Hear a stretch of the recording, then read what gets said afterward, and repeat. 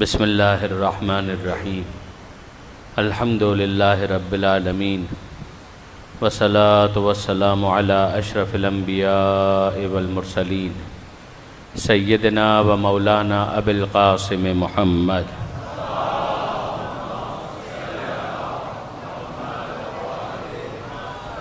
و اہل بیتہ الطیبین الطاہرین المعصومین المظلومین المنتجبین المنتخبین المیامین لا سیما للامام المنتظر والحجۃ الثانی عشر الذین اذهب اللہ عنہم الرجس وطہرہم تطہیرا۔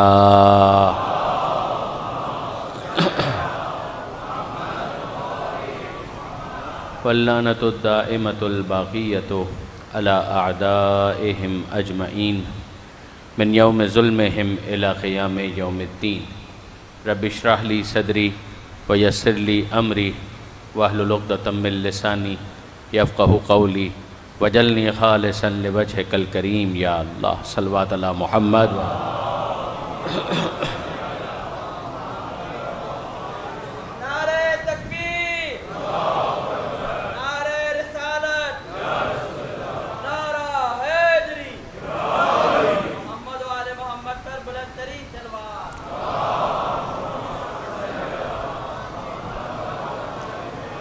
اما بعد فقد قال اللہ سبحانہ وتعالی فی القرآن الحکیم بسم اللہ الرحمن الرحیم وَلَنَبْلُوَنَّكُمْ بِشَيْءٍ مِّنَ الْخَوْفِ وَالْجُوعِ وَنَقْصٍ مِّنَ الْأَمْوَالِ وَالْأَنفُسِ وَالثَّمَرَاتِ وَبَشِّرِ الصَّابِرِينَ الَّذِينَ إِذَا أَصَابَتْهُم مُّصِیبَةٌ قَالُوا إِنَّا لِلَّهِ وَإِنَّا إِلَيْهِ رَاجِعُونَ۔ صلوات علی محمد وآل محمد۔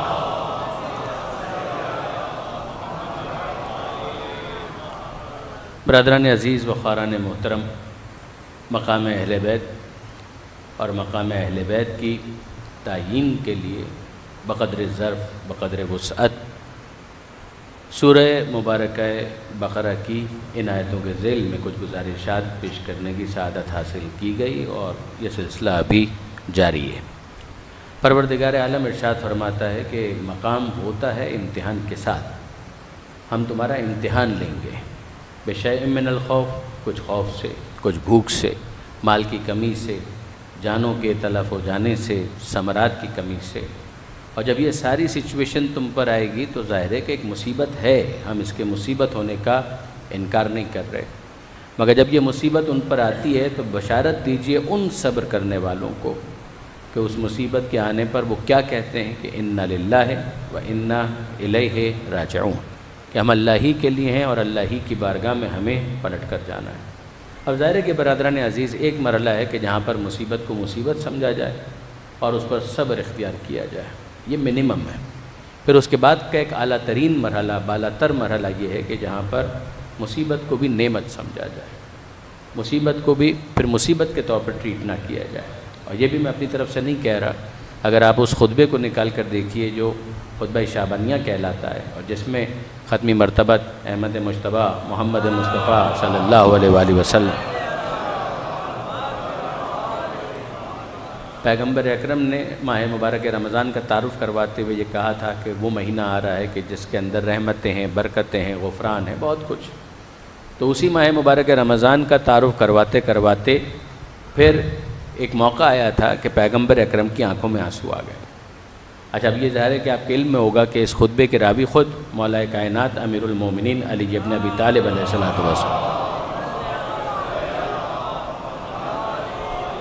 اور ہماری حدیث کی کئی کتابوں کے اندر یہ خطبہ آیا ہے، جتنی مشہور کتابیں ہیں ان تمام کتابوں کے اندر یہ خطبہ آپ کو مل جائے گا۔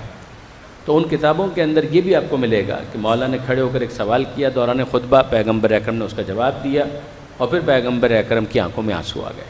اور جب پیغمبر اکرم کو آنسوؤں کے ساتھ دیکھا تو مولا کائنات نے سوال کیا کہ ماذا یبکی کا یا رسول اللہ، اے اللہ کے رسول کس سبب سے آپ کی آنکھوں میں آنسو ہیں؟ تو پیغمبر اکرم نے کہا کہ اے علی، ایسا ہی ایک ماہ رمضان ہوگا کہ جس کی ایک شب ہوگی اور نماز فجر ہوگی، سجدے کی حالت ہوگی اور تجھ پر ظالم کا وار ہوگا، تیرے سر پر ضربت لگائی جائے گی اور تیرا خون بہتا ہوا تیرے محاسن تک، تیری داڑھی تک آئے گا، تیری ریش کو تیرے خون سے خضاب کیا جائے گا۔ تو پیغمبر اکرم پوچھتے ہیں کہ کیف صبر کا یا علی، اے علی تمہارے صبر کا کیا عالم ہوگا جب یہ واقعہ پیش آئے گا؟ تو مولا کائنات نے ایک سوال کیا کہ اللہ کے رسول آپ صبر کے بارے میں پوچھ رہے ہیں، ازالک فی سلامت من دینی، مجھے تو بس اتنا بتا دیجئے کہ یہ میرے دین و ایمان کی سلامتی کے ساتھ ہوگا۔ مولا نے معیار کو سمجھانے کے لیے یہ سوال کر لیا، ازالک فی سلامت من دینی، اللہ کے رسول اتنا بتا دیجئے یہ دین و ایمان کی سلامتی کے ساتھ ہوگا؟ تو پیغمبر اکرم نے جواب دیا کہ کیوں نہیں، یقیناً یہ دین و ایمان کی سلامتی کے ساتھ ہوگا۔ تو مولا نے اس پر تبصرہ یہ کیا، اذن لیس من مواقع الصبر، اللہ کے رسول پھر وہ صبر کا موقع نہیں ہوگا، وہ تو نعمت بن کر شکر کا تقاضا ہوگا۔ درود بھیجیے گا محمد و آل محمد۔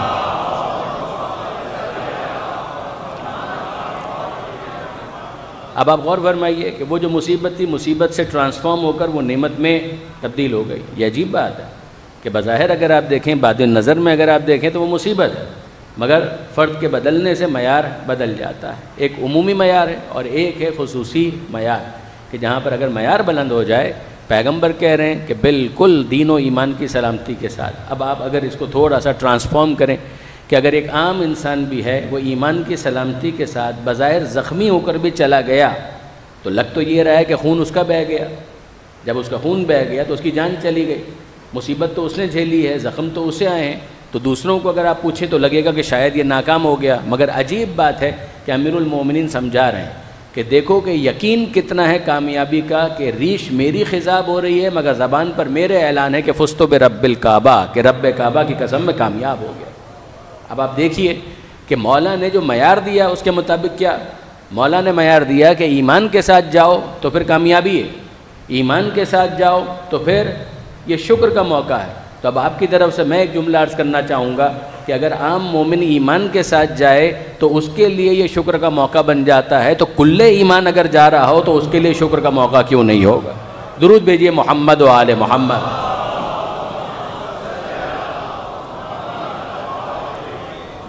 یہ باتیں ایک دنیا دار انسان کے لیے سمجھنا بہت مشکل۔ یقین جانیے کہ یہ باتیں ایک انسان کے لیے جو فقط دنیا داری کی حد تک محدود ہو چکا ہو، اگر وہ غیب سے بالکل واقف نہیں ہے، وہ اس دنیا سے ماوراء مشاہدے کا اسیر ہو کر کسی اور چیز کو قبول کرنے کے لیے تیار نہ ہو، اس کے لیے ان باتوں کو سمجھنا بہت مشکل ہے، اور ہم اس سے شکوہ بھی نہیں کرتے۔ جیسے کہ قرآن مجید، کل بھی میں نے آیت پڑھی تھی، یؤمنون بالغیب، اس کی قید لگاتا، اس کی شرط لگاتا، اگر غیب پر ایمان ہے تب یہ کتاب اس شخص کی ہدایت کر سکتی ہے۔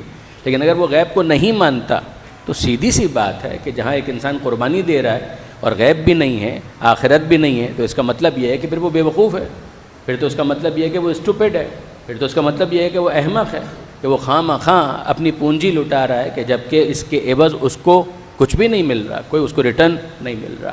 تو ایک دنیا دار انسان کے لیے ان معاملات کو سمجھنا بہت مشکل ہے۔ لیکن اگر آپ علی کو دیکھیں، اولاد علی کو دیکھیں، تو آپ کو نظر یہ آئے گا کہ ساری انویسٹمنٹ ہو رہی ہے، اگر ایک عام مومن ہے تو جنت کے لیے، اور اگر علی ہیں تو رضائے پروردگار کی۔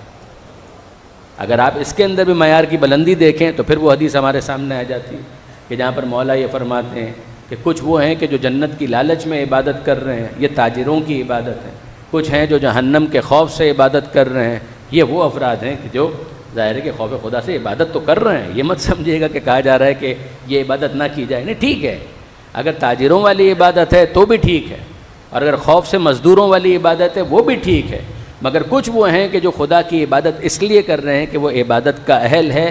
تلک عبادت الاحرار، یہ ہے آزاد لوگوں کی عبادت، کہ ہے عبادت۔ عبادت کا مطلب ہی ہے بندگی، بندگی کا مطلب ہے بندہ بن جانا، اپنی آزادی کو کمپرومائز کرنا، مگر یہ آزادی کو کمپرومائز کرنے والے وہ ہیں کہ جو واقعاً آزاد احرار ہو کر اگر عابد اور عابدین کی صف میں کوئی شامل ہو جائے تو اس کا مرتبہ اس سے بہت بلند ہے کہ جو فقط جنت کے لیے عبادت کر رہا ہے۔ درود بھیجیے محمد و آل محمد۔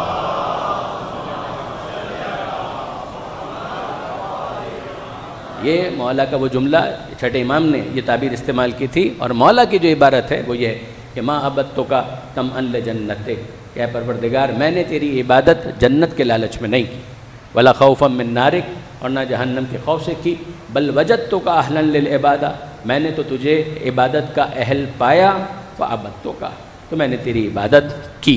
یعنی عبادت میری اس وجہ سے ہے کہ میں تجھے عبادت کا اہل سمجھتا ہوں. یہ پھر ظاہر ہے کہ درجہ ہے. تو اب آپ غور فرمائیے کہ صبر مصیبت کے ساتھ مربوط ہے، شکر کا نعمت کے ساتھ مربوط ہے، اور اگر معیار بلند ہو جاتا ہے تو پھر انسان مصیبت کو بھی نعمت ایزیوم کرتا ہے. اب ذرا دیکھیے گا اس کے حوالے سے ایک مقدمہ، اور ظاہر ہے کہ مجھے گفتگو کو لے جانا ہے حضرت ابو الفضل عباس علیہ الصلاۃ والسلام کا.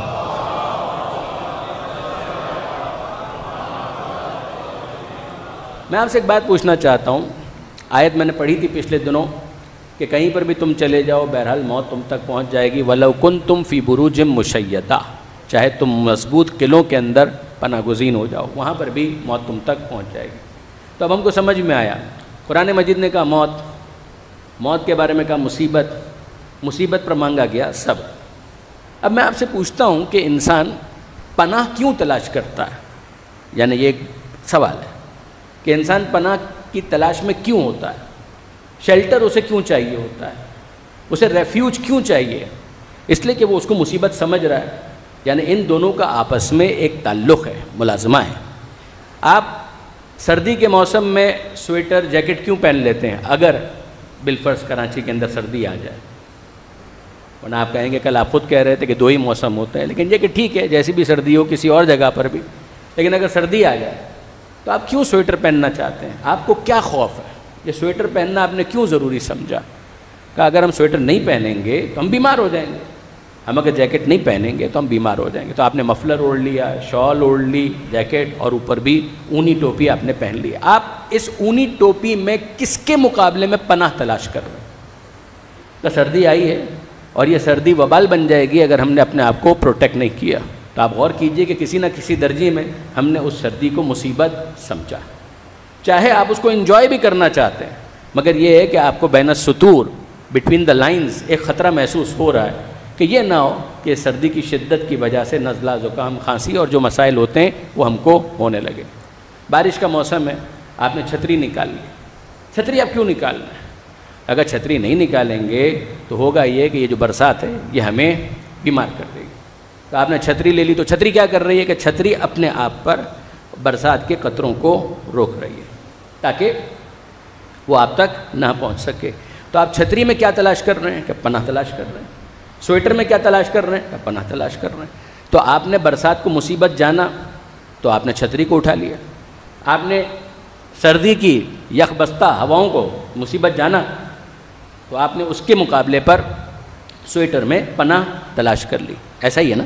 تو پناہ تلاش کی جاتی ہے کسی نہ کسی اینٹیسپیٹڈ ڈینجر کے مقابلے میں، کہ کوئی ہیزارڈس ہے، کوئی ہارم ہو سکتا ہے، پوٹینشلی اس کے اندر ہارم موجود ہے، خطرہ موجود ہے. تو آپ اس سے بچنے کے لیے کوئی نہ کوئی انتظام کر رہے ہیں. آپ نے انتظام کر لیا. اب آئیے آگے بڑھیے، ذرا لائٹر نوٹ کے اوپر اس مثال کو سنیے گا خواتین سے معذرت کے ساتھ. خواتین ظاہر ہے کہ بہت محترم ہیں، بہت محترم ہیں، اور خواتین پڑھیں لکھیں ترقی کر جائیں، یہ تو خیر ہماری بھی بڑی خواہش ہے کہ بالکل یعنی ایک ایسا ماحول ہو کہ جہاں پر خاتون رہتے ہوئے ایک علمی ترقی کریں. یہ تو بہت اچھا ہے، مگر آپ مطمئن رہیے، یہ صرف لائٹر نوٹ پر عرض کر رہا ہوں کہ خاتون کتنی ہی پڑھی لکھی ہوں، ماڈرن ہو جائیں، ترقی کر جائیں، کچھ بھی ہو جائے، کچھ ایسے حشرات ہیں کہ جن کے ساتھ ان کی دوستی کبھی نہیں ہو سکتی. ان کے لیے دنیا کی سب سے بڑی مصیبت یہی ہے. ان حشرات الارض کے اندر سر فہرست ہیں بیگ صاحب. لال بیگ سے خواتین کی دوستی نہیں ہو سکتی. یعنی میں پھر کہہ رہا ہوں، خواتین سے معذرت چاہتا ہوں کہ عام طور پر تجربہ تو یہی ہے. یعنی یہ مت سمجھیے گا کہ میں اپنے گھر کی کوئی داستان سنا رہا ہوں، لیکن یہ کہ بہرحال عام طور پر خواتین لال بیگ سے، چھپکلی سے، ان سے ان کی دوستی ہو نہیں سکتی. تو ایک گھر کے اندر تمثیلاً عرض کر رہا ہوں کہ خاتون خانہ تھی اور ان کا جھگڑا ہو گیا شوہر نامدار سے. بات نہیں کر رہی تھی، روٹھی ہوئی تھی، اور وہ چائے مانگے تو چائے نہیں دے رہی تھی، پانی مانگے تو پانی بھی نہیں دے رہی تھی، کوپریٹ نہیں کر رہی، ناراضی تھی کسی وجہ سے.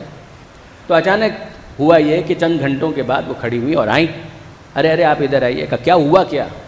کہا کہ وہ لال بیگ آ گیا، آپ اس کو ذرا دیکھیں نا. بولا لال بیگ آ گیا تو میں کیا دیکھوں، جاؤ اور جا کر مارو. کہا کہ نہیں، یہ لال بیگ مجھ سے کنٹرول نہیں ہوتا. ارے آپ سے ہم کنٹرول ہو جاتے ہیں تو لال بیگ کنٹرول نہیں ہوتا. کہا کہ نہیں بہرحال یہ لال بیگ ہم سے کنٹرول نہیں ہوتا. تو اب شوہر نے بھی چپل اٹھائی اور جا کر حملہ آور ہوئے اس دشمن پر، اور پھر اس کا قتل کرنے کے بعد واپس پلٹے، فاتحانہ مسکراہٹ کے ساتھ بیگم سے ملاقات کی. دیکھا جب پریشان ہوئی تو آنا پڑا نا ہمارے پاس. اب وہ بیچاری بھی شرمندہ ہو کر اس نے اپنا چہرہ جھکا لیا کہ ہاں ظاہر ہے کہ اب لال بیگ بڑا دشمن ہے تو اس کے مقابلے میں چھوٹے دشمن سے کچھ بنانا تو پڑے گی. تو ٹھیک ہے، انہوں نے بھی مصلحتاً، پالیٹکس اسی کو کہتے ہیں کہ بڑے دشمن کے مقابلے میں چھوٹے دشمن کے ساتھ کچھ بنا کر رکھی جائے. تو یہ تو ہو گیا. اب چند دنوں کے بعد ہوا یہ کہ اسی گھر میں ایک سانپ نکل آیا. اسی گھر میں اتفاقاً کہیں سے سانپ نکل آیا. تو اب وہ خاتون جو تھیں وہ آئیں شوہر کے پاس اور آ کر کہا ارے سنتے ہیں، فرمائیے کہ وہاں پر وہ سانپ نکل آیا ہے. تو ظاہر ہے کہ سانپ کا نام سننے کے بعد جو شوہر نامدار تھے وہ بھی سٹ پٹائے.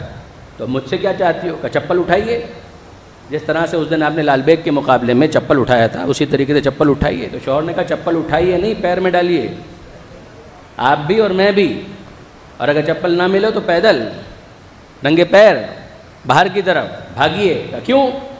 آپ اٹھائیے نا چپل، آپ نے اس دن لال بیگ کو تو قتل کیا تھا. کہ لال بیگ اور سانپ میں کوئی فرق ہے یا نہیں ہے؟ لال بیگ ہے، سانپ ہے.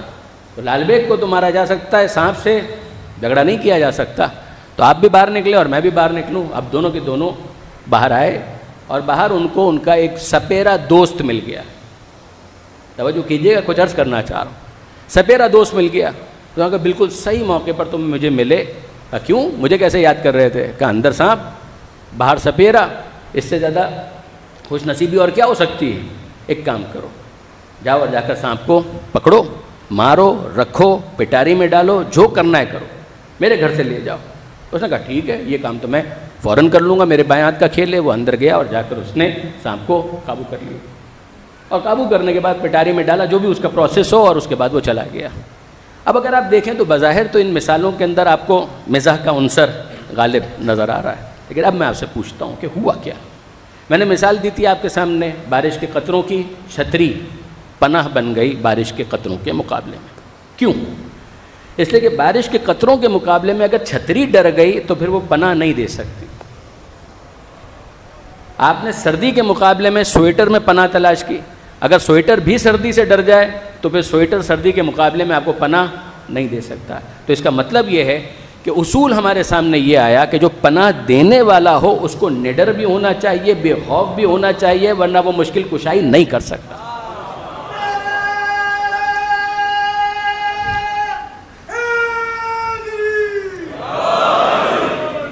اگر چھتری ہی ڈرنے لگے برسات سے تو پھر چھتری نے تو مشکل کشائی کر لی. اگر سویٹر ہی ڈرنے لگے تو پھر سویٹر سردی کے مقابلے میں آپ کو کہاں پناہ دے سکتا ہے؟ مصیبت ہے سردی، سویٹر ہے پناہ دینے والا، وہی ڈرنے لگے تو کام نہیں چلے گا. خاتون کو ڈر لگ رہا تھا تو وہ آئیں شوہر کے پاس، لال بیگ کیوں؟ آپ خود مار لیجئے. کہا کہ نہیں میں نہیں مار سکتی، خوف محسوس ہو رہا ہے. آپ نے پناہ تلاش کی کس کے پاس؟ کہ شوہر کے پاس. کہ ذرا اس لال بیگ کو دیکھیے. شوہر بے خوف ہو کر چلا گیا فاتحانہ مسکراہٹ کے ساتھ. اسی لیے تو واپس آیا تھا کہ میں نے لال بیگ کو مار دیا، قتل کر دیا. اور واپس آ کر اس نے کلیم بھی کیا کہ دیکھا ہماری ضرورت پڑی. سانپ کے مقابلے میں کیوں سرنڈر کر دیا؟ جیسے کہ خاتون کو لال بیگ سے ڈر لگ رہا تھا، شوہر کو لال بیگ سے ڈر نہیں لگ رہا تھا. سانپ سے شوہر کو بھی ڈر لگ رہا تھا، بیگم کو تو ڈر لگ ہی رہا تھا مگر شوہر کو بھی ڈر لگ رہا تھا. اب میں آپ سے پوچھتا ہوں، یہ سپیرا سانپ کو قابو کرنے میں کیوں کامیاب ہو گیا؟ سپیرے نے کیسے مشکل کشائی کر دی؟ جیسے کہ سپیرے کو سانپ سے ڈر نہیں لگتا، وہ اس کو مصیبت نہیں سمجھتا، وہ اس کو پریشانی نہیں سمجھتا. وہ کہتے ہیں میرے بائیں ہاتھ کا کھیل ہے، میں تو سانپ کو اپنی انگلیوں پر گھماتا ہوں. اب آپ مجھے انصاف سے بتائیے کہ یہ سپیرا سانپ کے مقابلے میں پناہ کیوں دے پا رہا ہے، مشکل کشائی کیوں کر پا رہا ہے؟ اس لیے کہ سانپ سے اس کو ڈر نہیں لگتا. تو اگر یہ سانپ کو دیکھ کر یہ کہے تو آپ کو حیرانی نہیں ہونی چاہیے کہ مجھے اس بات کی پرواہ نہیں ہے کہ میں سانپ پر جا گروں یا سانپ مجھ پر جا گرے. آپ غور کیجئے گا، جو سانپ سے بے خوف ہوگا اس سپیرے کو آپ یہ حق دیں گے کہ وہ یہ کہے کہ مجھے اس بات کی کوئی پرواہ نہیں کہ سانپ مجھ پر آ گرے یا میں سانپ پر جا گروں. اور اگر کوئی علل اطلاق موت کو قابو میں کر چکا ہے تو اس علی کی زبان پر سجتا ہے کہ ابو طالب کے بیٹے کو اس بات کی پرواہ نہیں ہے کہ وہ موت پر جا گرے یا موت اس پر آ گرے.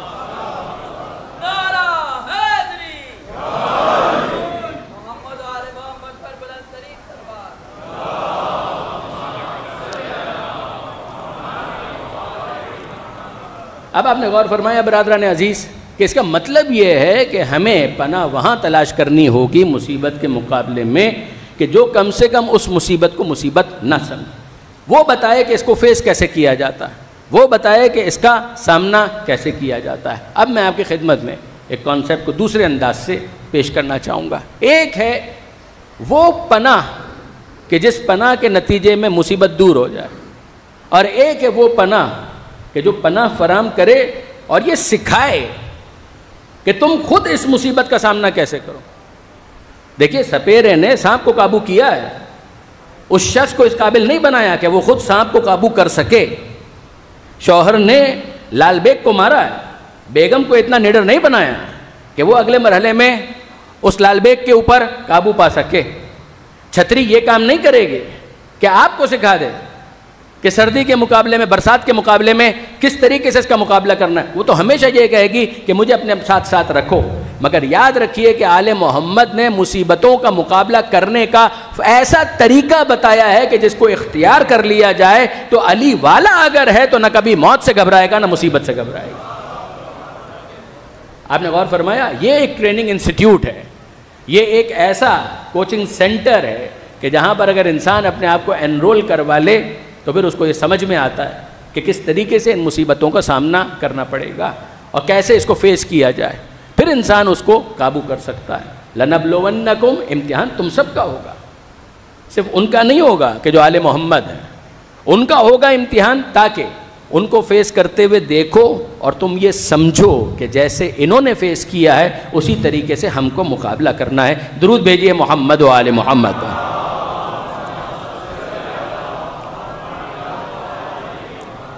اب اس کے اندر ایک میکانزم ہے کہ جس کو آپ کہیں گے اینٹیسپیشن۔ مولا کائنات امیر المومنین علی ابن ابی طالب علیہ السلام کربلا کے باب میں اگر آپ دیکھیں تو مولا کائنات تیاری کر رہے ہیں۔ اگر امیر المومنین جناب عقیل سے یہ کہہ رہے ہیں کہ عقیل بہادر خاتون کا میں انتخاب کرنا چاہتا ہوں، آپ میری رہنمائی کریں، ایک ایسا قبیلہ کہ جس کی صفت نمایاں یہ ہو کہ وہ بہادر ہے، ایک بریو، ایک ایسا قبیلہ جس کا کریجیس ہونا فیمس ہو، جس کا شجاع اور شجاعت کے ساتھ ایک تعلق ہو، ایسے قبیلے کا انتخاب کرو۔ جس کے بعد پھر جناب عقیل ابن ابی طالب نے جناب فاطمہ کلابیہ کا بنی کلاب میں سے انتخاب کیا۔ آپ جانتے ہیں کہ امیر المومنین کے حوالے سے یہ کہا جاتا ہے اور بالکل صحیح کہا جاتا ہے کہ مولا کائنات کسی مشورے کے محتاج نہیں تھے، مگر جہاں تربیت دینا مقصود ہو وہاں اپنے لیے فرزند کی خواہش کے ساتھ ساتھ یہ پیغام بھی تھا کہ جس طرح سے میں کربلا میں اپنے وارث کے لیے پروردگار کی بارگاہ میں دعا مانگ رہا ہوں، اے عقیل تمہیں بھی ایسا کوئی انتظام کرنا چاہیے۔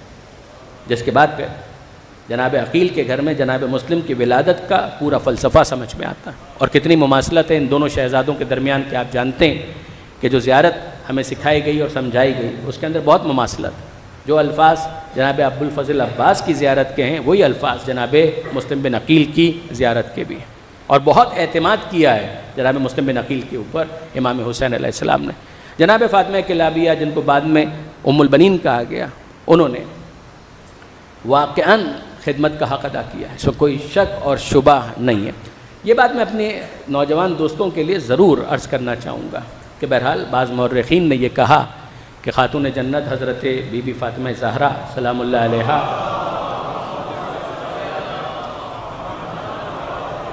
ان کی وفات کے بعد دوسری جب شادی کی ہے امیر المومنین نے تو جناب ام البنین سے کی۔ بعض مورخین نے یہ لکھا، مگر محققین یہ کہتے ہیں کہ نہیں، ایسا نہیں تھا۔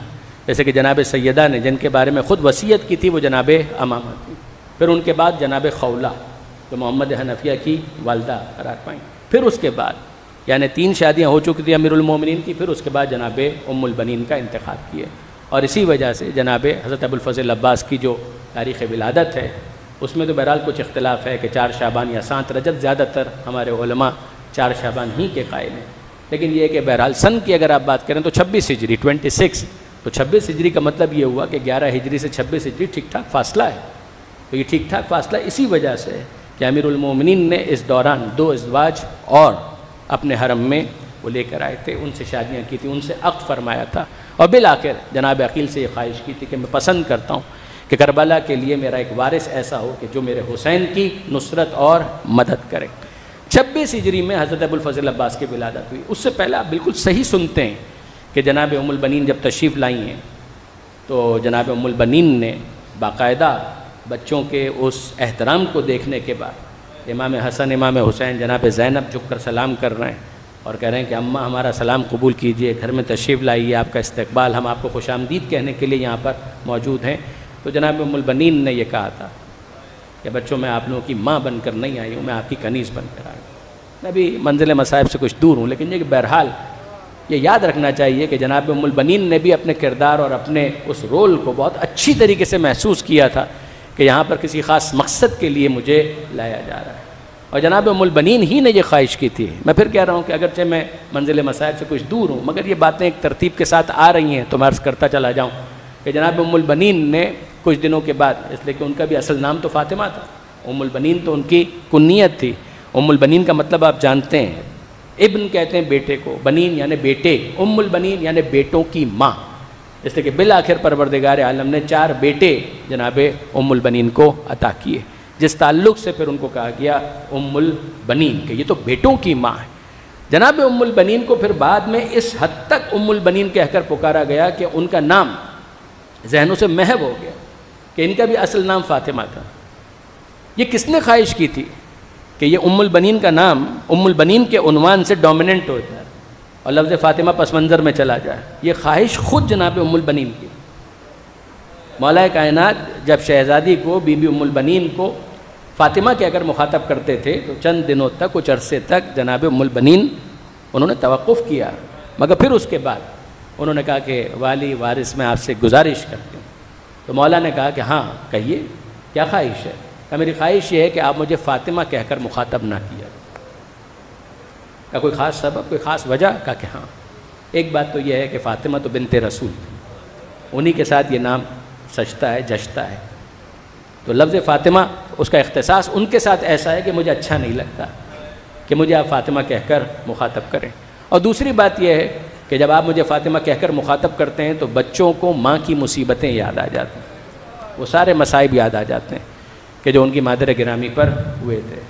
یعنی پھر میں عرض کروں کہ آپ تصور کر سکتے ہیں کہ جناب ام البنین کیا کہہ رہی ہیں، تو ان کو یاد آ جاتا ہے کہ کس طرح سے گھر کے اوپر حملہ ہوا، کس طرح سے دروازہ جلایا گیا، کس طرح سے محسن کی شہادت ہوئی، وہ ساری باتیں ان کو یاد آ جاتی ہیں۔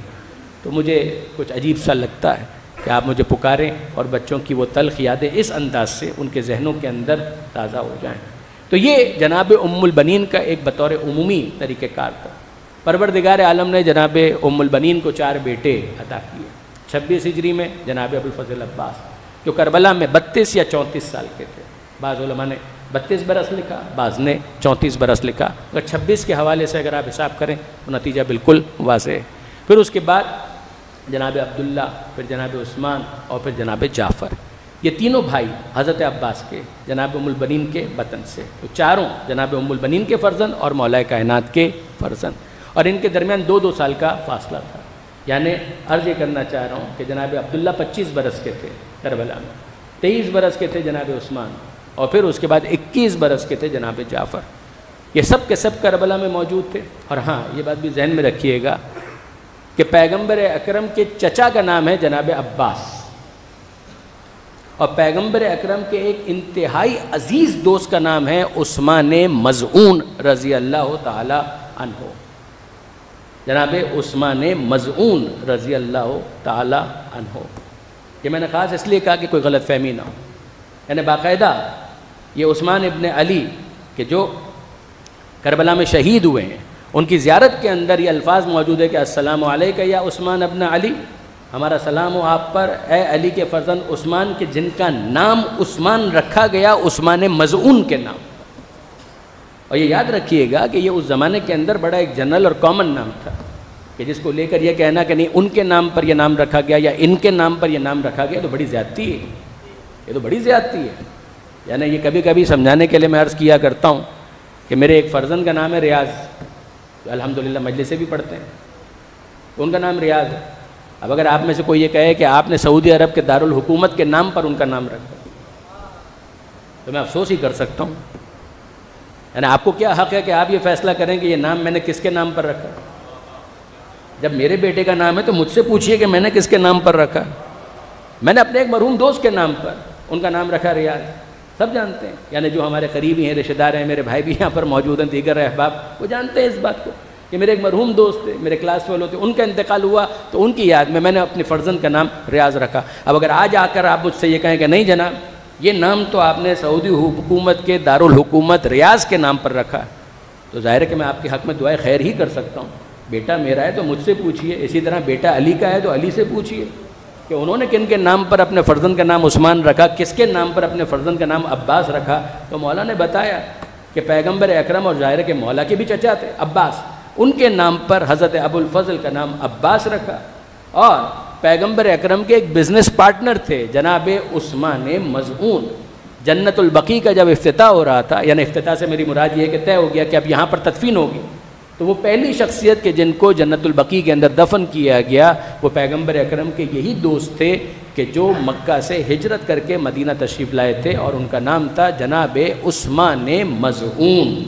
اس زمانے میں یہ لفظ عثمان کسی خاص شخصیت کے ساتھ اختصاص نہیں رکھتا تھا کہ اگر یہ لفظ استعمال کیا جائے تو ذہن کے اندر آئے کہ ان کی طرف نسبت ہے۔ یہ بعد میں ظاہر ہے کہ ذہنوں کے اندر بہت کچھ ہونے لگا۔ اب مثال کے طور پر فرض کیجئے کہ آج اگر کوئی اپنے فرزند کا نام رکھے عبد الرحمن، تو کیا آپ کو یہ حق ہے کہ یہ آپ کہیں کہ جناب اس نے اپنے بیٹے کا نام عبد الرحمن ابن ملجم کے نام پر رکھا؟ عبد الرحمن رحمان کی ابدیت کا اظہار کرنے والا ایک نام ہے، اس میں کیا خرابی ہے؟ اور ذہن چونکہ کسی خاص شخصیت کی طرف نہیں جاتا، لہذا آج بھی کوئی خرابی نہیں، لیکن اگر ذہن کسی خاص شخصیت کی طرف جانے لگے تو ظاہر ہے کہ اس کی وجہ سے پھر ایک احتیاط کی جائے گی۔ درود بھیجیے گا محمد و آل محمد۔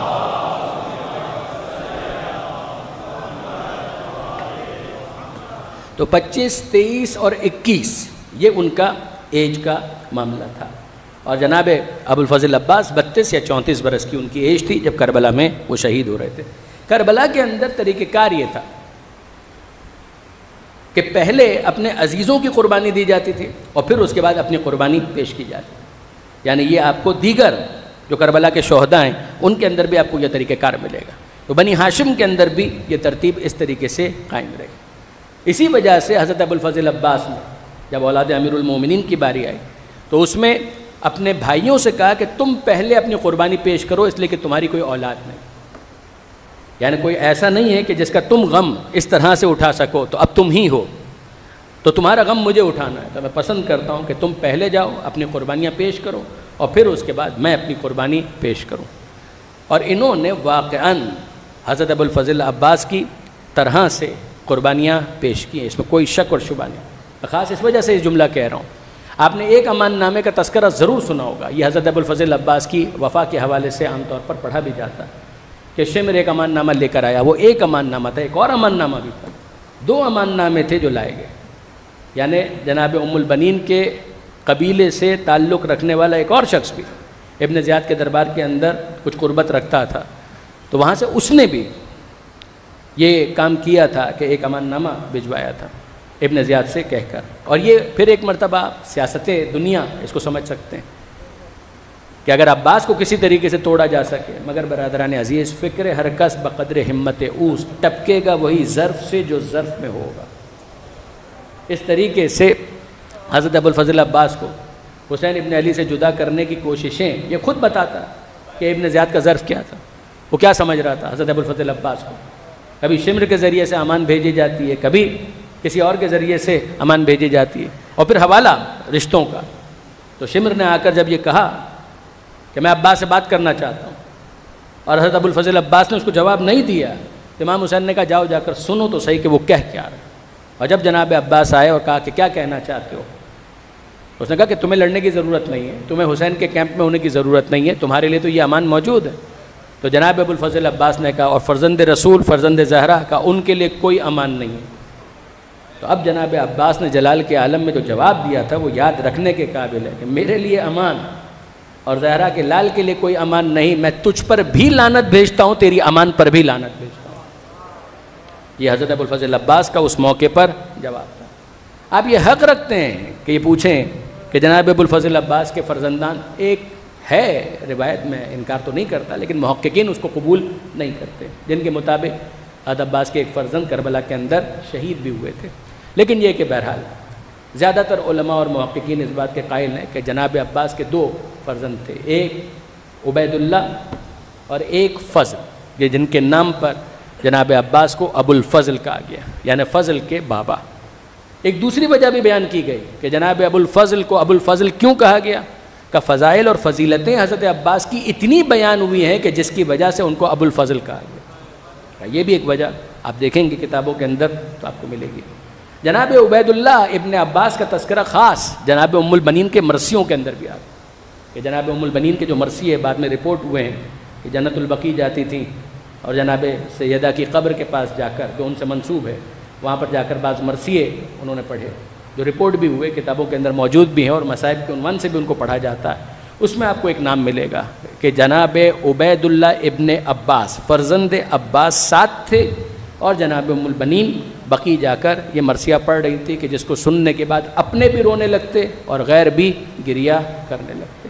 اور وہ بات کہ فضل تو ان کے ایک فرزند کا نام فضل بھی تھا اور ان کے فضائل کی کثرت کی وجہ سے بھی حضرت عباس کو ابو الفضل کہا گیا.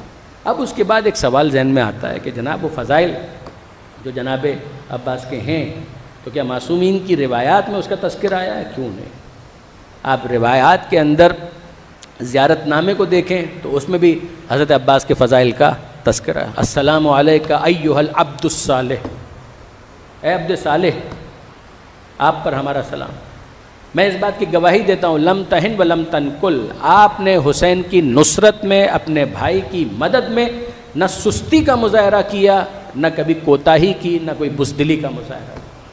آپ نے مکمل شجاعت کے ساتھ بہادری کے ساتھ اپنے بھائی کا ساتھ دیا. اور پھر اس کے بعد 2 الفاظ اور ہیں کہ نافذ البصیرہ و صلب الایمان، کہ آپ پوری بصیرت کے ساتھ صرف بھائی ہونے کی وجہ سے نہیں، امام سمجھتے ہوئے، امام زمانہ سمجھتے ہوئے، امام وقت سمجھتے ہوئے، یہ سمجھتے ہوئے کہ ان کی اطاعت آپ کے اوپر ضروری ہے، پھر آپ نے یہ ساری قربانیاں پیش کی. اسی لیے ان ساری امانوں کو بھی ٹھکرا دیا.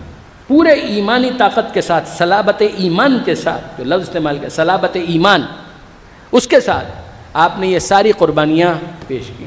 اب اس کے بعد دیکھیں ہمارے سامنے ایک اور روایت آتی ہے کہ جس کے اندر معصوم یہ ارشاد فرماتے ہیں کہ ہمارے چچا جناب عباس یہ وہ شخصیت ہیں کہ ان کا میدان قیامت میں ایک خاص مرتبہ اور مقام ہوگا یقبتہ، کہ جس کو دیکھ کر تمام شہداء رشک کریں گے کہ کاش یہ مقام ہمیں بھی دیا گیا ہوگا. غبطہ ہوگا، اس کو دیکھ کر رشک کریں گے جناب ابو الفضل عباس کے مرتبے اور مقام کو دیکھ کر. یہ بھی معصوم کی روایت. اور اب میں آپ کی خدمت میں عرض کروں ایک کتاب سے یہ پڑھ رہا ہوں. کتاب کا نام ہے قمر بنی ہاشم. مؤلف کا نام ہے ہمارے، میں تو ان کو بالکل اپنا محسن سمجھتا ہوں، حضرت علامہ ذیشان حیدر جوادی علی اللہ مقام. اردو زبان میں اب تو خیر کافی کتابیں آ گئیں حضرت عباس کے اوپر، لیکن ابتداءً اگر آپ دیکھیں تو 2 کتابوں کا شہرہ بہت زیادہ تھا. ایک علامہ نجم الحسن کراروی علی اللہ مقام، ان کی کتاب کا نام ہے ذکر العباس. اس کو آپ چھوٹا موٹا انسائکلوپیڈیا کہہ سکتے ہیں حضرت عباس کے بارے میں، کہ جناب عباس کا جہاں جہاں ذکر آیا انہوں نے اس کتاب کے اندر اس کو جمع کر دیا.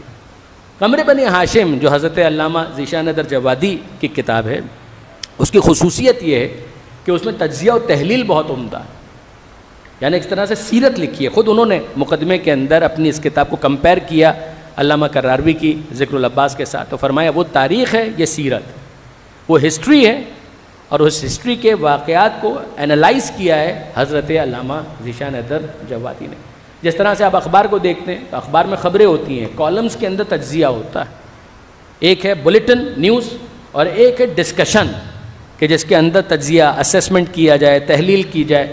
جو کام ان دونوں کا ہے، بلیٹن کا اور ڈسکشن کا، وہی ہسٹری اور سیرت کا ہے. ہسٹری کے اندر ایک واقعات کا سلسلہ ہے کہ جس کو رپورٹ کیا جاتا ہے ضمناً، اگر کہیں وہ تجزیہ کر دے وہ سیکنڈری جاب ہے کہ جو وہ کر رہا ہے، پرائمری جاب اس کا تجزیہ کرنا نہیں ہے. سیرت نگار کا پرائمری جاب ہے کہ وہ تجزیہ کرتا ہے، تحلیل کرتا ہے. اب حضرت عباس کی زندگی کو علامہ ذیشان حیدر جوادی نے جب تجزیہ و تحلیل کی منزل سے گزارا تو مختلف جو حضرت ابو الفضل عباس کے عناوین ہیں، جو ان کے ٹائٹلز ہیں، ان کے اوپر بھی انہوں نے بحث کی. اور اس پر گفتگو کرتے ہوئے ایک مقام پر انہوں نے بہت ہی دلچسپ، کیونکہ خود بہت بڑے خطیب تھے، تو انہوں نے ایک بہت ہی خوبصورت تجزیہ کیا، اور وہ تھا حضرت ابو الفضل عباس کی تقدیم خلد کے حوالے سے۔ یہ جو عنوان میں نے آپ کے سامنے رکھا، یا یہ الفاظ جو میں نے آپ کے سامنے بیان کیے ہیں، اس کا کیا مطلب؟ اس کو سمجھانے کے لیے انہوں نے پیغمبر اکرم ختمی مرتبہ احمد مجتبیٰ محمد مصطفیٰ صلی اللہ علیہ وآلہ وسلم، پیغمبر اکرم کی ایک حدیث جو مکالمے کی صورت میں اس کو پیش کیا، اور واقعاً وہ دل کو چھو جانے والا مکالمہ ہے کہ پیغمبر اکرم نے اپنے صحابہ سے کسی موقع پر یہ سوال کیا کہ تمہیں معلوم ہے کہ سب سے پہلے جنت میں کون داخل ہوگا؟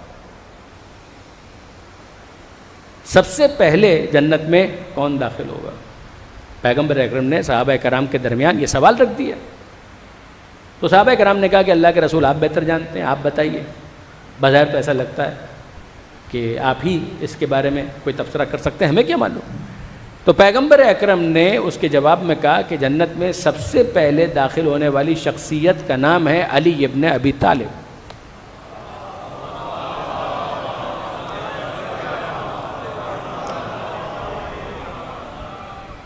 تو ایک بہت نیچرل سوال آپ کے ذہن میں آیا ہوگا، وہ صحابہ کرام کے ذہن میں بھی آیا۔ پیغمبر اکرم خود سوال انیشیٹ کر رہے ہیں کہ بھئی سب سے پہلے جنت میں کون داخل ہوگا؟ صحابہ کرام نے جب اپنی عاجزی کا اظہار کر دیا کہ ہمیں نہیں معلوم، تو پیغمبر فرماتے ہیں سب سے پہلے داخل ہونے والی شخصیت کا نام ہے علی ابن ابی طالب۔ تو ان کے ذہن میں وہ سوال آیا جو اس وقت آپ کے ذہن میں آ رہا ہوگا، اور بالکل آنا چاہیے۔ تو صحابہ میں سے کسی نے کہا کہ اللہ کے رسول سب سے پہلے علی؟ کہا کہ ہاں سب سے پہلے علی۔ تو کسی نے آہستہ سے ہمت کر کے یہ پوچھ لیا آپ سے بھی پہلے؟ کہ اللہ کے رسول آپ سے بھی پہلے؟ یعنی آپ کہہ رہے ہیں سب سے پہلے، تو سب سے پہلے کا مطلب تو پھر سب سے پہلے، تو کیا آپ سے بھی پہلے علی جنت میں داخل ہوں گے؟ تو پیغمبر اکرم نے مسکرا کر کہا جی ہاں مجھ سے بھی پہلے علی جنت میں داخل ہوں۔ اب مجھے نہیں معلوم کہ اس وقت آپ میرے بارے میں کیا خیال کر رہے ہیں کہ مولانا بھی پٹری سے اتر گئے، کچھ غالی والی ہو گئے؟ نہیں غالی والی ہم نہیں ہوئے، اللہ کا شکر ہے، آپ بالکل بے فکر رہیں، ہم غالی نہیں ہوئے۔ تو پھر یہ ہوا کیا؟ پہلا ہی سوال بہت عجیب تھا کہ اللہ کے رسول پوچھ رہے ہیں سب سے پہلے، وہ نہیں کہہ پا رہے، پیغمبر کہہ سب سے پہلے جنت میں علی داخل، سوال آپ سے بھی پہلے، اور اب پیغمبر اکرم کہہ رہے ہیں کہ جی ہاں مجھ سے بھی پہلے جنت میں علی داخل ہوں گے۔ تو صحابہ کرام میں سے کسی نے کہا کہ اللہ کے رسول یہ بات سمجھ میں نہیں آئی، آپ سے پہلے علی کیسے جنت میں داخل ہو سکتے ہیں؟ اب جو جواب دیا ہے پیغمبر اکرم نے وہ یاد رکھنے والا ہے کہ اس میں حیرت کس بات کی ہے؟ علمدار آگے ہوتا ہے، سردار پیچھے ہوتا ہے۔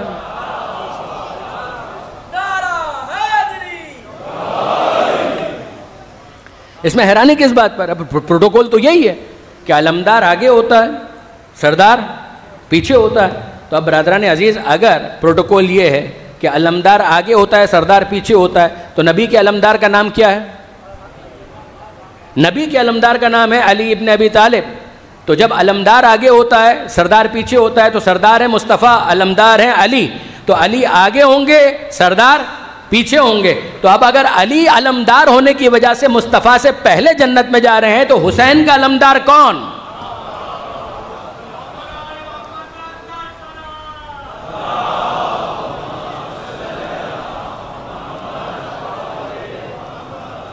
تو ترتیب یہی ہوگی کہ جس طرح سے امیر المومنین علم اٹھاتے ہوئے آگے ہوں گے اور پیغمبر اکرم پیچھے پیچھے جنت میں آ رہے ہوں گے، تو حسین کی سواری بھی اسی شان سے جنت میں جائے گی کہ علمدار حضرت ابو الفضل عباس آگے آگے ہوں گے، امام حسین پیچھے پیچھے ہوں گے۔ امام حسین کے تعلق سے حضرت عباس کے ناموں میں سے ایک نام ہے باب الحسین، حسین تک پہنچنے کا دروازہ۔ باب الحوائج تو ہیں ہی، آپ جانتے ہیں کہ باب الحوائج 3 شخصیات ہیں، جناب شہزادہ علی اصغر، امام موسیٰ کاظم اور حضرت ابو الفضل عباس۔ امام حسین کے تعلق سے ان کو باب الحسین بھی کہا گیا۔ اور یہ پھر ایک مرتبہ عرض کرتا ہوں کہ علامہ ذیشان حیدر جوادی نے ہی قمر بنی ہاشم کے اندر خود اپنا مشاہدہ بیان کیا کہ وہ اپنے استاد جناب آیت اللہ شہید باقر الصدر کے ساتھ ایک مرتبہ زیارت کربلا کے لیے تشریف لائے، تو انہوں نے دیکھا کہ جناب آیت اللہ باقر الصدر نے بھی پہلے حضرت عباس کے حرم میں جا کر سلام پڑھا، پھر اس کے بعد امام حسین کی زیارت کے لیے تشریف لایا۔ جو جانتے ہیں وہ جانتے ہیں کہ شہید صدر کیا مرتبہ اور مقام اور کیا منزلت رکھتے ہیں۔ یہ ہے باب الحسین کہ ان تک پہنچنے کا راستہ، یہ ان تک پہنچنے کا طریقہ یہ ہو گئے باب الحسین کے حوالے سے۔ اب آئیے ایک اور خاص رخ، اور وہ ہے علمی مرتبہ اور مقام جناب ابو الفضل عباس کا۔ ان کو فقیہ کہا گیا، عالم کہا گیا، زُکَّ العلم زُکَّا، کہ ان کو علم دیا گیا خاص اہتمام کے ساتھ۔ اب میں یہاں پر آپ کی خدمت میں عرض کروں، اور جب بھی میں یہ واقعہ پڑھتا ہوں تو میں عام طور پر اس کی وضاحت بھی کرتا ہوں کہ آپ نے مجھ سے خواب کم ہی سنے ہوں گے۔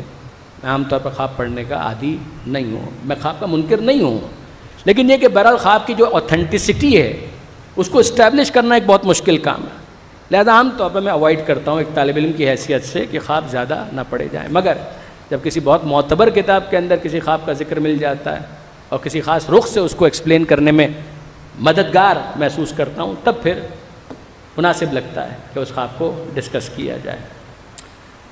یعنی ایک خواب ہے جو حدیث کے عنوان سے آئے، وہ اس کا اسٹیٹس الگ ہو جاتا ہے، یہ خواب دوسرا۔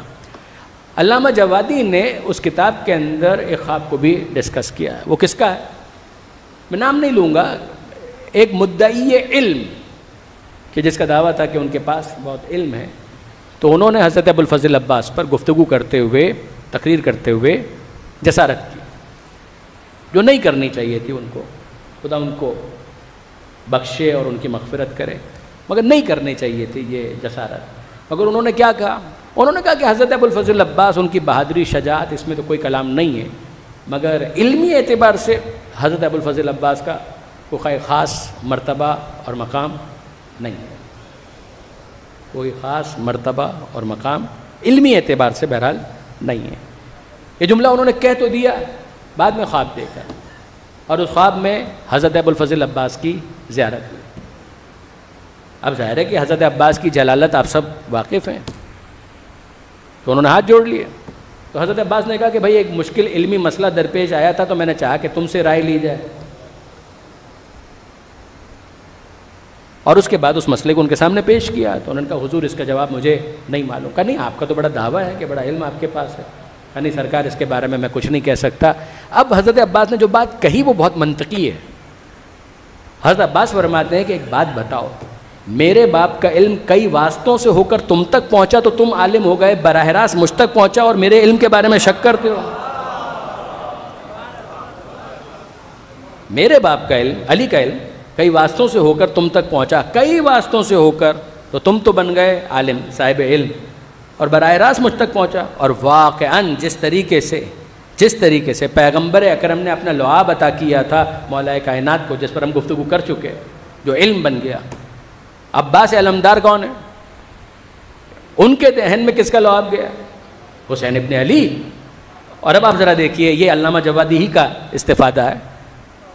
ابو ہاشم جعفری، یہ ہمارا ایک بہت اہم راوی ہے، اہل علم تو جانتے ہیں، جو حدیث کی کتابیں ہیں، جس طرح سے آپ زرارہ سے روایتیں دیکھتے ہیں، ابو بصیر سے روایتیں دیکھتے ہیں، اسی طریقے سے ہمارا ایک بہت اہم راوی ہے جس کا نام ہے ابو ہاشم جعفری۔ زمانہ ہے امام علی النقی الہادی علیہ الصلاۃ والسلام کا۔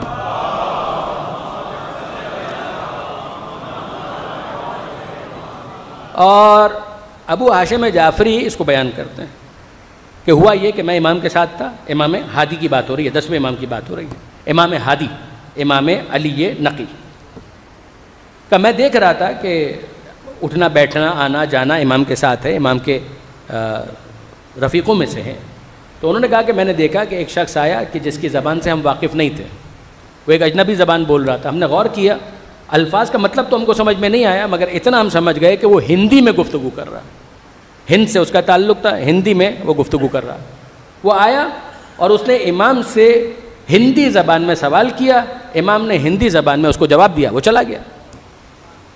ہم کو تو کچھ سمجھ میں نہیں آیا، ہندی زبان میں اس نے سوال کیا، امام نے ہندی زبان میں اس کو جواب دیا، ہم کو کچھ سمجھ میں نہیں آیا۔ وہ جب چلا گیا تو ہم نے کہا فرزند رسول یہ کیا ہوا؟ کہا کہ وہ ہندی میں پوچھ رہا تھا، میں ہندی میں جواب دے رہا تھا۔ کہا مولا ہندی آپ کو آتی ہے؟ اب دیکھیے ظاہر ہے کہ آہستہ آہستہ ہی ترقی ہوتی ہے نا، تو مولا آپ کو ہندی آتی ہے؟ تو امام نے کہا کہ یعنی جو خلاصہ ہے اس کو میں عرض کر رہا ہوں، الفاظ میرے ہیں کہ امام جس کو خدا نے امام بنایا ہو انسانوں کے لیے، تو انسانوں کے درمیان جتنی زبانیں رائج ہیں امام پر لازم ہے کہ وہ ان تمام زبانوں کا واقف ہو۔ یہ کیسے ہو سکتا ہے کہ کوئی انسان اپنی زبان میں سوال کر رہا ہو اور امام اس زبان سے واقف ہی نہ ہو؟ کہا اچھا مولا ایسا ہے؟ کہا کہ جی ہاں ایسا ہے۔ اب اس کے بعد امام نے ضروری سمجھا کہ اس کے لیے اس چیز کو اور زیادہ اشکار کیا جائے۔ اب امام نے کیا کیا؟ سامنے کچھ کنکر موجود تھے، امام نے اس کنکر کو اٹھایا، اپنی زبان پر رکھا، امام کا لعاب کنکر کے ساتھ مخلوط ہوا، ملا، اور اب امام نے کہا کام کرو کہ ذرا اس کنکر کو اپنی زبان پر تو رکھنا۔ ابو ہاشم جعفری نے جیسے ہی وہ کنکر کہ جس پر امام کے لعاب کا اثر تھا اپنی زبان پر رکھا، ابو ہاشم جعفری کہتے ہیں میں فوراً ہی ہندی سمیت 70 زبانوں کا ماہر ہو گیا، فوراً ہی ہندی سمیت 70 زبانوں کا ماہر ہو گیا۔ یہ ہے تجزیہ کہ اگر 10ویں امام کا لعاب براہ راست نہیں، کسی کنکر کے ساتھ مل کر کسی عام انسان کے دہن تک پہنچے تو وہ 70 زبانوں کا ماہر ہو جاتا ہے۔ اگر حسین کا لعاب براہ راست عباس کے دہن میں پہنچے تو ان کے علم کے بارے میں شک ہو سکتا ہے۔ درود بھیجیے گا محمد و آل محمد۔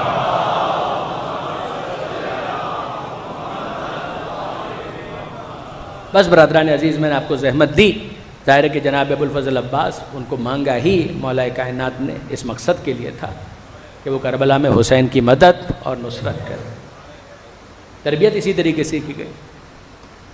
وقت ولادت علامہ اظہر حسن زیدی علی اللہ مقامہ، وہ اس کو اس طریقے سے بیان کرتے ہیں بہت سجا کر اور بہت خوبصورت انداز سے کہ جب حضرت ابو الفضل عباس کی ولادت ہوئی ہے، جناب ام البنین کو پروردگار عالم نے یہ پہلا فرزند عطا کیا، اور مولا کائنات آئے ہیں جناب ام البنین کے پاس، تو وہی کیفیت دیکھی کہ جو پیغمبر اکرم نے مشاہدہ کی تھی، کیفیت جناب بنت اسد، ہم ڈسکس کر چکے اس کو، بالکل وہی واقعہ کہ جناب ام البنین کے پاس آئے اور دیکھا کہ چہرے پر فکر مندی کے کچھ آثار ہیں، تو پوچھنے لگے کہ ام البنین بیٹا مبارک ہو، کیا سبب ہے کہ میں تمہارے چہرے پر پریشانی دیکھ رہا ہوں؟ تو جناب ام البنین کہتی ہیں کہ والی بات اتنی سی ہے کہ اس فرزند نے ابھی تک آنکھیں نہیں کھولی۔ تو مولا کہتے ہیں کہ مجھے معلوم ہے کہ یہ کب آنکھیں کھولے گا، میرا حسین کہاں ہے؟ جب امام حسین کو بلایا گیا، تشریف لائے اور کہا کہ بیٹا ذرا اسے اپنی آغوش میں تو لینا۔ علامہ زیدی کہتے ہیں کہ جیسے ہی امام حسین نے اپنی آغوش میں لینا چاہا تو بچے نے اپنی باہیں پہلے پھیلا، گویا زبان حال سے کہہ رہے تھے کہ آقا بازوؤں کا تحفہ تو ابھی سے قبول کیجیے۔ امام حسین نے اپنی گود میں لیا، حسین کی گود کی حرارت کو عباس نے محسوس کیا اور آنکھیں کھولتے۔ اس دنیا میں آنے کے بعد پہلی زیارت حضرت ابو الفضل عباس نے امام حسین کی۔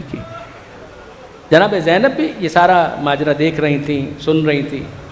جب پتہ چلا کہ میرے اس بھائی کا نام عباس ہے تو جناب زینب آ کر کہتی ہیں کہ بابا میرے اس بھائی کا نام عباس ہے؟ کہا کہ ہاں اس کا نام عباس ہے۔ کہ ذرا کچھ دیر کے لیے عباس کو میری گود میں تو دیجیے گا۔ جب جناب زینب کی گود میں دیا گیا، آپ جانتے ہیں کہ جناب زینب اور عباس میں اتنا فاصلہ ہے کہ جتنا ماں اور بیٹے کے درمیان ہو، تو جناب زینب نے گود میں لیا اور کانوں سے اپنے لبوں کو قریب کر کے کچھ کہنے لگی۔ تو مولا نے یہ کہا کہ بیٹی بھائی ابھی تو اس دنیا میں آیا ہے، نومولود سے باتیں بھی شروع کر دی۔ جناب زینب نے کہا کہ بابا باتیں تو ہوں گی اور بہت ہوں گی، میرا بھائی ہے، باتیں کیوں نہیں ہوں گی، مگر ابھی کوئی اور بات نہیں کر رہی تھی، ایک امانت میرے پاس تھی، میں امانت کو ادا کر رہی ہوں۔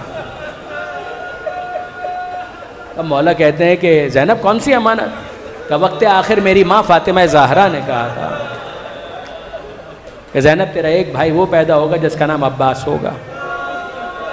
جب وہ بیٹا اور وہ بھائی اس دنیا میں آئے تو اس سے کہنا کہ ماں فاطمہ زہرا نے تجھے سلام کہا۔ یہ عجیب ہے، یعنی جناب خاتون جنت کا بھی حضرت ابو الفضل عباس کے ساتھ ایک عجیب ربط اور تعلق ہے۔ جناب سیدہ سے منسوب بعض روایتیں ہیں کہ جن کی وجہ سے حضرت عباس کے لیے کہا گیا کہ اگرچہ ام البنین کے بطن سے ہے مگر فاطمہ زہرا کا ایک اور بیٹا ہے جس کا نام ہے عباس۔ یہ پرسہ دیتے ہوئے بھی جناب ام البنین نے کہا تھا، جس کو سن کر مروان پریشان ہو گیا تھا. مروان کا کوئی تعلق خاندان اہل بیت سے نہیں ہے، مگر اس نے جب یہ جملہ سنا تھا جناب ام البنین سے تو یہ کہا تھا، اس نے پہچانا نہیں. وہ کہتا ہے کہ میں آیا اور آ کر میں نے دیکھا کہ بنی ہاشم کے محلے سے ایک نقاب پوش خاتون آئیں اور بقی کی طرف گئیں اور جناب سیدہ سے منسوب وہ قبر اس کو مخاطب کر کے کہا، اے شہزادی میں آپ کو آپ کے بیٹے عباس کا پرسہ دینے آئی ہوں.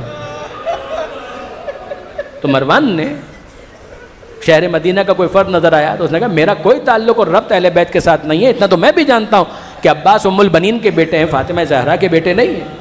اور یہ خاتون عجیب ہے کہ جو بنی ہاشم کے محلے سے آئی ہیں اور ان کو اتنا نہیں پتا، یہ فاطمہ زہرا کو مخاطب کر کے کہہ رہی ہیں میں آپ کو آپ کے بیٹے عباس کا پرسہ دینے آئے. تو وہ شخص جو مدینہ کا رہنے والا تھا اپنے آنسوؤں کو روک نہ سکا. اس نے کہا کہ تجھے نہیں معلوم اے مروان، یہ کہنے والی کوئی اور نہیں ہے، خود ام البنین ہے. مگر بات اتنی سی ہے کہ جناب خاتون جنت نے خود یہ کہا کہ عباس میرا بیٹا.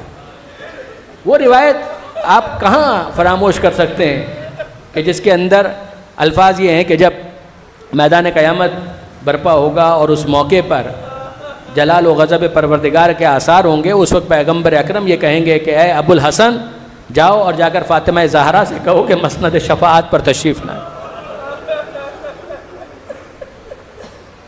یا ابو الحسن جاؤ فاطمہ زہرا کے پاس اور زہرا سے کہو کہ بابا نے کہا مسند شفاعت پر آئیں.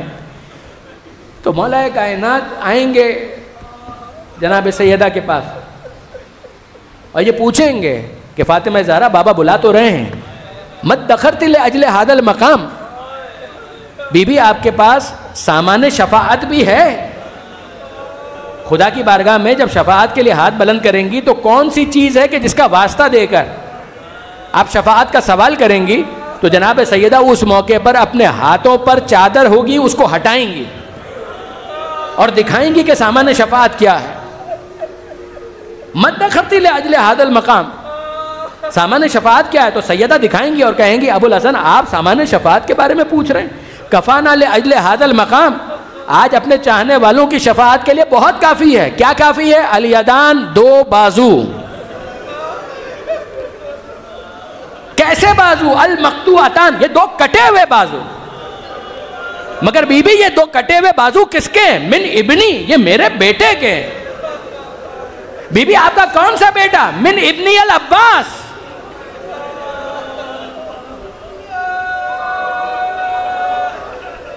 یہ میرے بیٹے عباس کے دو کٹے ہوئے بازو چاہنے والوں کی شفاعت کے لیے بہت کافی ہیں. تو آپ نے اندازہ کیا شہزادی نے عباس کو اپنا بیٹا کہا کہ یہ میرا بیٹا ہے.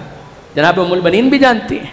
اور پھر اس کے بعد اہتمام یہ ہے کہ جب یہ قافلہ روانہ ہوا تو مت بھولیے گا کہ ہر موقع پر بچوں کا سہارا عباس، بیویوں کا آسرا عباس، یہاں تک کہ بعض مقاتل کے اندر آیا کہ امام حسین جب ذوالجناح سے زمین کربلا پر گر رہے تھے، جب حسین ابن علی ذوالجناح سے زمین کربلا پر گر رہے تھے، جب گرے ہیں تو گرتے گرتے 3 مرتبہ کہا عباس عباس عباس.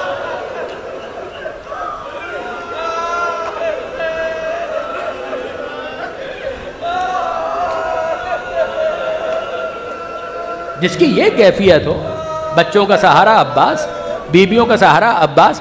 آپ کو معلوم ہے نا کہ عباس علمدار نے کئی مرتبہ کہا کہ آقا مجھے جانے کی اجازت ہے. تو امام نے کیا کہا؟ عباس تم میرے لشکر کے علمبردار ہو، تو میں کیسے اجازت دے دوں؟ اور پھر اس کے بعد جب عصر عاشور سے کچھ پہلے ابو الفضل عباس نے آ کر یہ کہا مولا اب نفس تنگی کر رہا، اب نفس تنگی کر رہا ہے، میں زندگی سے سیر ہو چکا، اب میں جینا نہیں چاہتا. میرے گود کے پالے ان کے لاشیں اٹھا اٹھا کر. اس موقع پر امام نے کہا کہ عباس تم تو میرے لشکر کے علمبردار ہو. فنظر یمینا و شمالا، عباس نے دائیں دیکھا اور بائیں دیکھا اور کہنے لگے آقا مگر اب وہ لشکر کہاں رہا کہ جس کا میں علمبردار ہوں؟ میرے پیاسے سپاہی کوثر کے پاس میرے منتظر ہیں، مجھے اجازت دیجئے. جب امام کو راضی نہ پایا تو اب اس کے بعد آپ کو معلوم ہے جناب سکینہ کے بارے میں علامہ رشید ترابی فرمایا کرتے تھے اور ہے مقاتل کے اندر، وہ فرمایا کرتے تھے کہ بچی کی عجیب کیفیت ہے، سانت کو پانی بند ہو چکا ہے اور پھر کبھی آتی ہیں جناب زینب کے خیمے میں، پھوپھی اماں تھوڑا سا پانی کہیں سے مل سکتا ہے؟ کبھی جناب کلثوم کے خیمے میں پھوپھی اماں پانی کا کوئی آسرا کوئی سبیل ہے؟ اور جب عاشور کا دن آیا تو بچی نے پانی پانی کہنا بند کر دیا. اب تو لاشوں پر لاشیں آ رہی ہیں، لاشوں پر لاشیں آ رہی، یہاں تک کہ عباس ڈھونڈتے ہوئے پہنچے سکینہ تک. اور اب عباس پوچھتے ہیں سکینہ بہت پیاسی ہو، کیا چاہیے؟ میر انیس نے اس کو نظم کیا ہے. عباس نے رو کر کہا کیا چاہیے جانی، شرما کے سکینہ نے کی عرض کے پانی. عباس نے رو کر کہا کیا چاہیے جانی، شرما کے سکینہ نے کی عرض کے پانی. عباس نے فرمایا بسد اشک فشانی، اللہ بجھائے گا تیری تشنہ دہانی. لو گود سے اترو تو ہم جائیں سکینہ، لے آؤ کوئی مشک تو بھر لائیں سکینہ. بچی مشک لے کر آئی اور اب عباس کہتے ہیں سکینہ بس ایک کام کر دے، آقا سے میری سفارش کر، آقا سے مجھے اجازت دلوا. سکینہ کہتی ہے چچا جان کوئی مشکل نہیں، بابا نے کبھی میری کوئی بات نہیں ٹالی، مجھے لے کر چلیں. عباس نے گود میں اٹھایا اور آئے. دور سے حسین نے دیکھا کہ عباس آ رہے ہیں تو ایک جملہ عباس سے کہا، ایک جملہ سکینہ سے کہا. عباس سے کہتے ہیں جاؤ عباس، میں روکتا نہیں ہوں، منع نہیں کرتا ہوں، پانی کی سبیل کرو. مگر دوسرا جملہ تو سکینہ سے کہا سکینہ ابھی اپنے چچا کی سفارش کر رہی ہے نا، کچھ دیر کے بعد تجھے تیرا چچا بہت یاد ہے. جب تماچے لگیں گے چچا یاد آئیں گے، جب تازیانے لگیں گے چچا یاد آئیں گے. وہ بچی اپنی معصومیت میں کچھ نہ سمجھ سکی اور عباس جانے کے لیے تیار ہوئے. حسین کہتے ہیں جاؤ عباس پہلے بہن سے بھی مل کر آؤ، الوداع کہہ کر آؤ. عباس کے لیے ہزاروں کے لشکر کا مقابلہ کرنا اتنا بڑا مسئلہ نہیں ہے، مگر شہزادی کو کیسے کہیں. گئے جناب زینب کے خیمے میں اور جناب زینب کے خیمے میں جا کر کہا بی بی مجھے اجازت ہے میں میدان میں جاؤں؟ کہا عباس میں نہیں روکتی، جاؤ میدان میں جاؤ، جاؤ پانی کے لیے کوشش کرو، میں منع نہیں کرتی، مگر بابا کی ایک حدیث سنتے جاؤ. بابا نے مجھ سے کبھی یہ کہا تھا جب کوفہ شہر میں ہم تھے، اور مجھ سے کہا تھا کہ اے زینب جس شہر کوفہ میں اطمینان کے ساتھ بیٹھی ہو نا، اسی کوفہ شہر کے اندر اس طرح سے لایا جائے گا کہ تمہارے ہاتھوں میں رسیاں بندھی ہو. زینب اس وقت تیرے سر پر چادر نہیں ہوگی. میں سوچا کرتی تھی کہ میرے بابا نے کہا ہے تو ہوگا تو ضرور، یقیناً وہ وقت آئے گا. مگر یہ خیال میرے دل میں آتا تھا کہ جس کا ایک بھائی ہو کسی کی مجال نہیں ہے کہ اسے غلط نظر سے دیکھ سکے. میرے تو اتنے بھائی ہیں اور عباس جیسا بھائی، کس کی مجال ہے کہ میری چادر پر ہاتھ ڈالے. مگر آج عباس جب تم نے یہ کہا کہ تم میدان میں جا رہے ہو، میں سمجھ گئی کہ اب وہ وقت بہت قریب ہے کہ جب بازاروں میں درباروں میں لے جایا جائے گا. عباس رخصت ہوئے اور اب میدان میں گئے. جب میدان میں گئے تو علامہ سید علی نقی صاحب فرماتے ہیں کہ ذرا تصور کی آنکھ سے دیکھیے کہ کیا سکینہ خیمے کے اندر ہے؟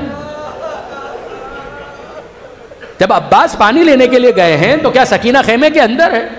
سکینہ خیمے کے اندر نہیں ہے، سکینہ خیمے کے باہر ہے. اور کیا سکینہ کے ساتھ باقی بچے نہیں ہیں؟ سکینہ تمام بچوں کو لے کر خیمے سے باہر آ چکی ہیں.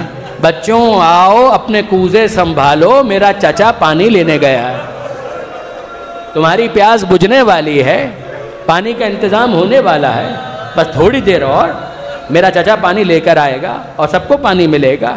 اور ایسے میں بچوں نے اگر سکینہ سے یہ پوچھا ہو کہ بی بی مگر گھوڑا اور راہوار اور سوار نظر نہیں آ رہے، کہ اگر نظر نہیں بھی آ رہے تو علم تو نظر آ رہا ہے نا. یہی وہ ممکنہ مکالمہ ہے کہ جو اس وقت ہو رہا ہوگا. علم کو دیکھتے رہو، گرد و غبار بھی ہے، دشمنوں کا حملہ بھی ہے، مگر علم تو نظر آ رہا ہے نا. اور ایک وقت آیا کہ علم جھکتا ہوا محسوس ہوا، بچوں کے دل دہل گئے مگر علم سنبھل گیا. اور پھر جب علم پھر سے ہلتا ہوا محسوس ہوا، بچوں کے دل لرز گئے مگر پھر علم سنبھل گیا. آپ سمجھ چکے ہیں کہ عباس کے بازو قلم ہو گئے، عباس کے دونوں بازو قلم ہو گئے. اور اب بچوں کا آسرا کہ جب تک علم نظر آ رہا ہے، اس کا مطلب یہ ہے کہ علمدار سلامت ہے. مگر کچھ دیر گزری تھی، علم گرا، سوار گھوڑے سے زمین پر آیا، سکینہ کے ہاتھ میں کوزہ تھا، بچی نے کوزہ پھینک دیا.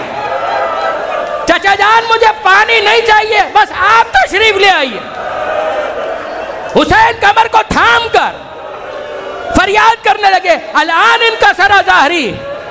اے عباس تیری یہ صدا سن کر حسین کی کمر شکستہ ہو گئی.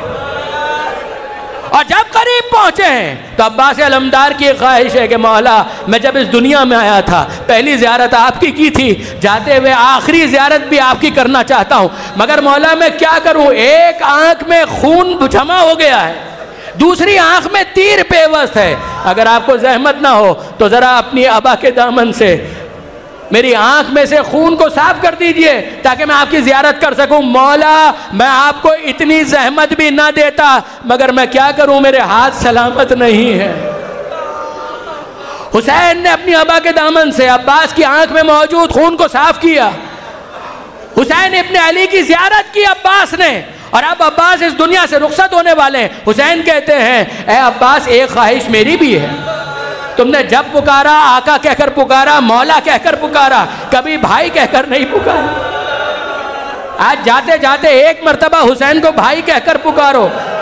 عباس نے بھائی کہا اور دم نکل گیا، حسین نے مرثیہ پڑھا ہے عباس تیرے جانے سے دو کام ہوئے، کل تک جو آنکھیں چین سے سوتی تھیں آج کے بعد وہ چین سے نہ سو سکیں، اور کل تک جو تیرے خوف سے جاگا کرتے تھے آج کے بعد وہ چین سے سوئیں گے۔